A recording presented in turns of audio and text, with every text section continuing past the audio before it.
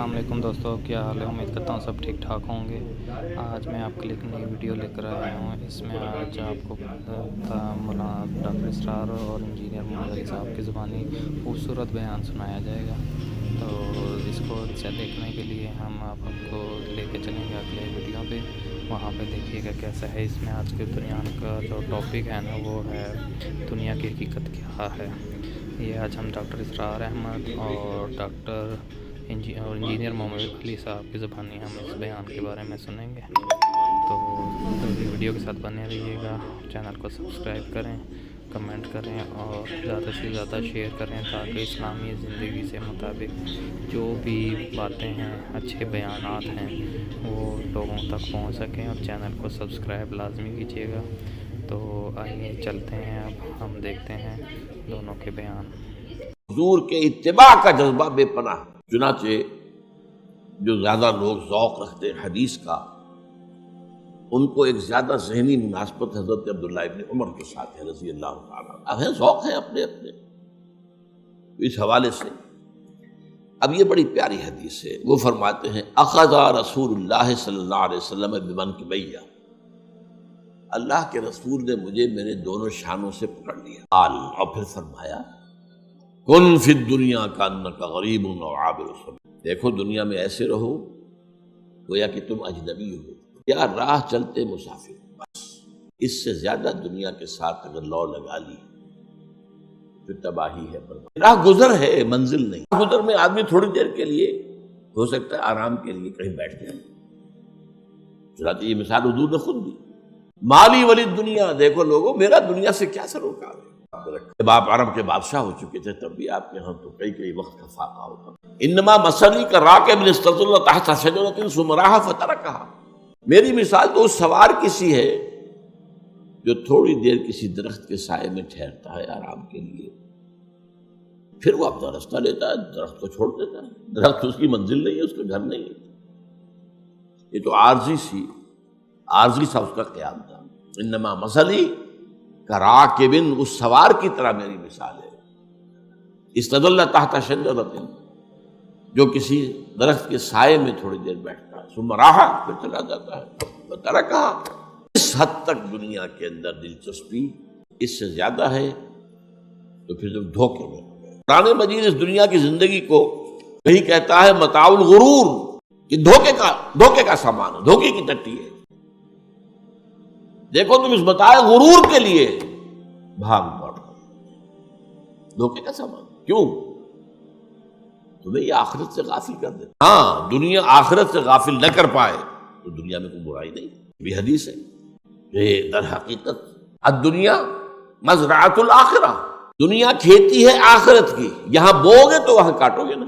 तो तर्के दुनिया नहीं है इस्लाम में। ये रहबानियत वाली और तर्के दुनिया ये इस्लाम में। दुनिया को छोड़ना क्यों है? दुनिया पर अल्लाह के दीन को गालिब करना है, छोड़ना चाहिए मानीदारत। दुनिया मज़राअतुल आखिरा। हाँ, इसे समझो कि ये खेती मैं यहाँ काश्त कर रहा हूँ, इसका अजर मुझे वहां मिलेगा। जिसका ये हो जाए नुक्ता नजर तो दुनिया को बुरी शय नहीं। सूरह अनकबूत के आखिर में फरमाया मा हाज़िल हयातुद दुनिया इल्ला लहवुन व लईब, कहीं कुरान कहता है मताउन कलील, कहीं कहता है मताउल गुरूर, धोखे का सामान, बहुत थोड़ा सामान।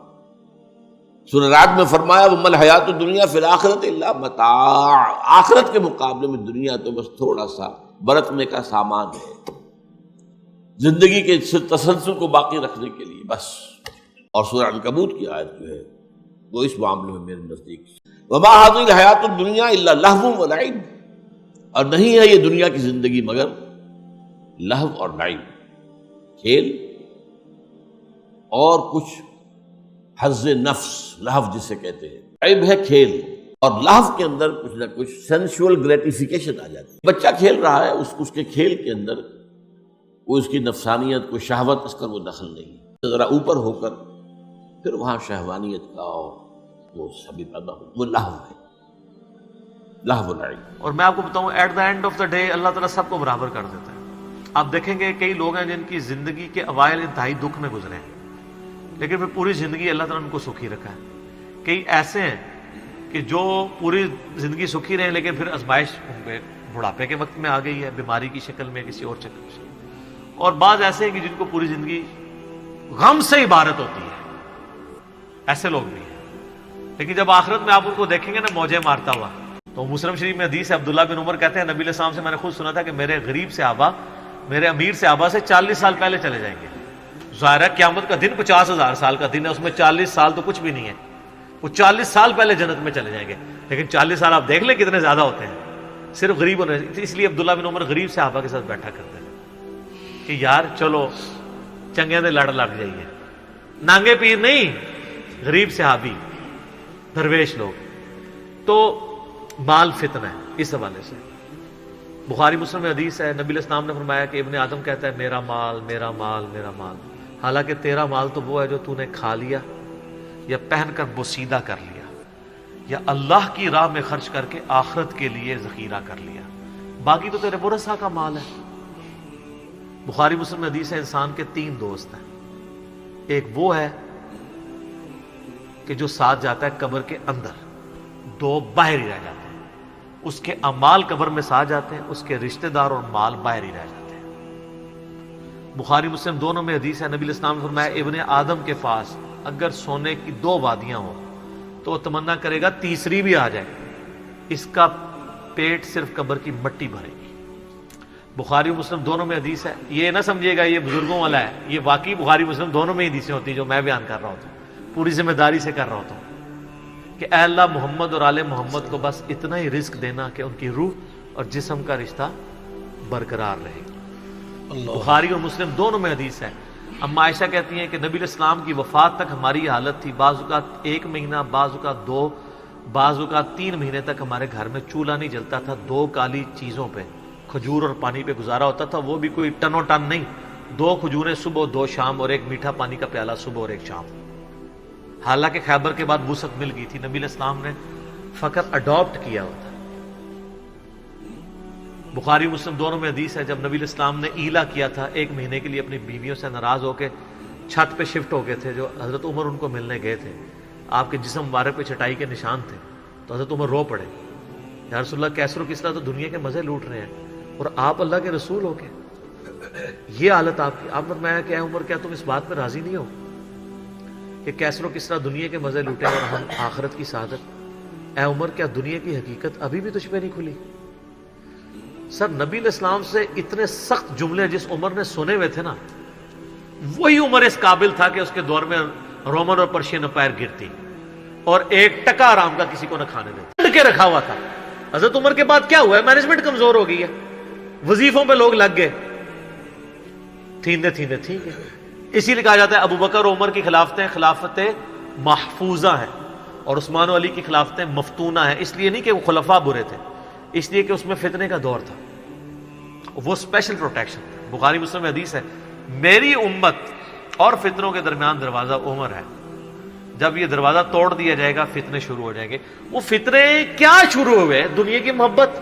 بخاری میں حدیث نہیں ہے وہ جو اسلام جب ہجرت کر رہے تھے تو حضرت ابوبکر رضی اللہ تعالیٰ عنہ آپ کے ساتھ تھے، تو ایک شخص جو کافروں کی طرف سے 100 اونٹ انعام رکھا گیا تھا تو وہ پیچھا کرتے، ابن جوشم کیا نام تھا اس کا، سوراقہ ابن مالک ابن جوشم، وہ پیچھے آیا، اس کا گھوڑا دھس گیا، 2-3 بار ہوا، اس کو یقین ہو گیا، اس نے کہا میں آپ کی کوئی مدد کر سکتا ہوں تو بتائیں۔ حضرت بکر نے کہا کہ بس ادھر کی طرف نہ کسی کو آنے دینا، ہمارا پیچھا کر۔ وہ جب جانے لگا تو پیچھے سے آواز دی اور کہا کہ رسول اللہ صلی اللہ علیہ وسلم کہہ رہے ہیں کہ میں سوراقہ کے ہاتھوں میں کسرا کے کنگن دیکھ رہا ہوں۔ تو وہ بڑا مسکرایا، وہ کہنے لگا کسرا دنیا کی سپر پاور اور اس کا جو بادشاہ جو لباس پہنتا ہے اتنا مہنگا، وہ میرے اوپر دیکھ رہے ہیں۔ اور دل میں شاید اس نے یہ بھی سوچا ہو کہ اپنی حالت یہ ہے کہ جان بچا کے 2 بندے چوری چھپے مدینہ جا رہے ہیں اور ہمیں یہ بشارت سنا رہے ہیں۔ نبی علیہ السلام کو یہ پتہ بھی تھا کہ امت کے لیے خزانے کھلیں گے، تب بھی آپ نے فقر اختیار کیا تاکہ امت پیچھے سے مال پانی نے شروع کر دے، کیونکہ ترمذی کی حدیث ہے ہر امت کا کوئی نہ کوئی فتنہ ہے، میری امت کا فتنہ مال ہے، سیدھی سی بات۔ اور پھر حضرت عمر کے دور میں پھر کسرا کا جب لباس آیا تو وہ کہا سوراقہ کدھر ہے، اور کہا چل کے بتاؤ، جب چلے تو پھر کہا لا دیا اس نے کہا میں مالک، ان کا نہیں، نبی علیہ السلام نے صرف اس کا کہا تھا یہ مسلمانوں کا مال ہے، بیت المال میں جمع ہوگا، تو ملکیت نہیں اس کی حاصل کر سکتا، یہ ایونلی ڈسٹریبیوٹ ہوگا۔ تو سر اور اس کے بعد پھر حضرت عمر رو پڑے. یہ سارا انہوں نے فلمایا عمر سیریز کے اندر. تو صاحب نے کہا آپ کیوں رو رہے ہیں؟ انہوں نے کہا کہ رسول اللہ مجھ سے بڑھ کر اللہ کو عزیز تھے، لیکن ان کی زندگی فقر میں گزری، اللہ نے یہ خزانے ان کو نہیں دیے. اور حضرت ابوبکر مجھ سے بڑھ کر اللہ کو عزیز کے دور میں یہ نہیں آئے. اس آزمائش میں اللہ نے مجھے ڈالا ہے اور میں ڈرتا ہوں کہ میرا کیا بنے گا. اسی لیے بخاری مسلم میں آتا ہے نا، جب ان کو زخم لگا اور لوگ نا امید ہو گئے تو پھر لوگ آ کے ان کی فائنل زیارت کر رہے تھے، کیونکہ کھاتے پیتے تھے تو وہ میدا کٹا ہوا تھا، نکل جاتا تھا. اسی حالت میں بخاری میں آتا ہے ایک نوجوان آیا، اس کا تیمم ٹخنوں سے نیچے لٹک رہا تھا. جب وہ جان لگا تو بیماری کی حالت میں حضرت عمر کہہ رہے ہیں لڑکے اس کو تیمم کو ٹخنوں سے اونچا کر، اس سے تیرے کپڑے بھی پاک رہیں گے اور یہ سنت بھی ہے. یہاں ہم لوگوں کو کہتے ہیں شلواریں یار نیچے روبڑ رہی ہیں. حضرت عمر نزا کے عالم میں بھی ٹخنوں سے اوپر شلوار کر رہے. حضرت عمر وہابی نہیں سن سر، وہ صحابی سن، ان کو پتہ تھا یہ سنت ہے. نزا کے عالم میں تیمم اوپر کروا رہے ہیں، یہ بخاری کے الفاظ ہیں.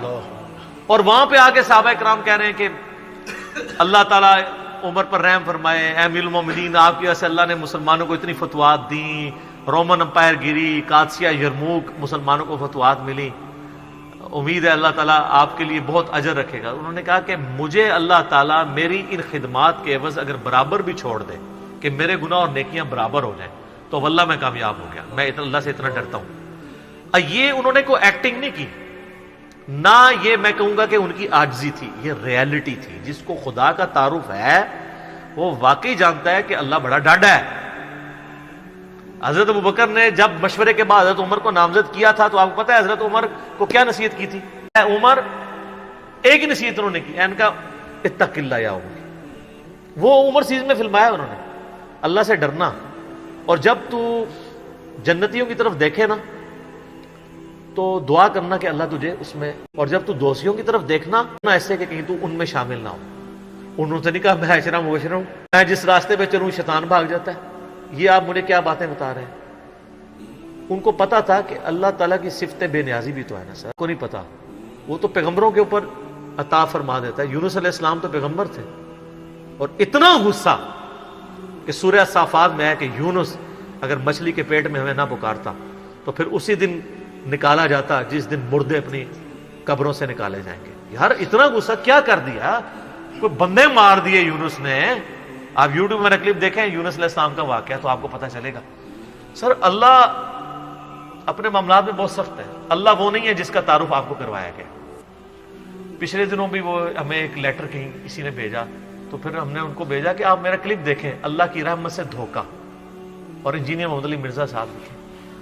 تو اس میں وہ کہہ رہے تھے، وہ تارج می صاحب کہتے ہیں کہ آج کل کے مبلغین نے لوگوں سے ان کا رب بھی چھین لیا اور ان کو ڈراتے رہتے ہیں. سر کیوں نہ ڈرائیں اللہ کے بندو، قرآن کا ڈومیننٹ پورشن ہے ہی تذکیر ہے، بلکہ قرآن کا تعارف ہی تذکیر ہے، نصیحت ہے، ڈر سنانا ہے، ڈر سنانا. وَأُوحِيَ إِلَيَّ هَذَا الْقُرْآنُ لِأُنذِرَكُم بِهِ وَمَن بَلَغَ.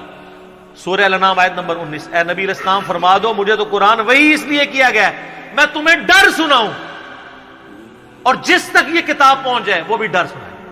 بخاری کے حدیث ہے آپ علیہ السلام ایک چوراہے سے گزر رہے تھے، کچھ صحابہ جو ہے وہ ہنس رہے تھے، آپ رک گئے.